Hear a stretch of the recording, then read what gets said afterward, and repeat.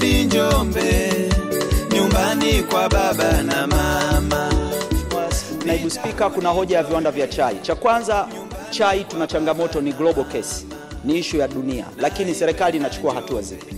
Kati ya viwanda 24 tulivyonavyo katika nchi, viwanda 7 vimefungwa. Na viwanda hivi 7, vitatu ni vya Mohamed Enterprises, viwili ni vya DL Group, kimoja tunakiunlock. Namshukuru mbunge wa Lupembe, na nataka niwaambie waheshimiwa wabunge, dhana ya kuamini kwamba wakulima wetu wadogo hawawezi kurun viwanda imeweza kuwa proven wrong katika eneo la Lupembe. Mkulima mdogo aliyekuwa anapeleka chai kiwandani na kutokulipwa alituomba tumpe leseni ya yeye kuendesha kiwanda.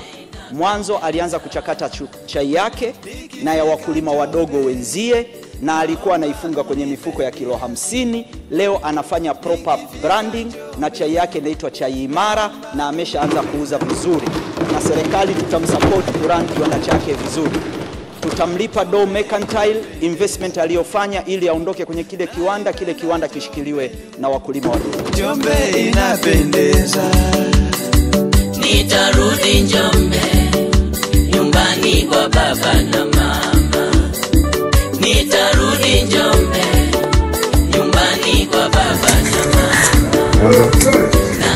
Nipo na majani bora kabisa kutoka mkoani Njombe, yanajulikana kama Chai Imara. Unaweza kupata mahali popote Tanzania bara. Chai Imara, the perfect brand.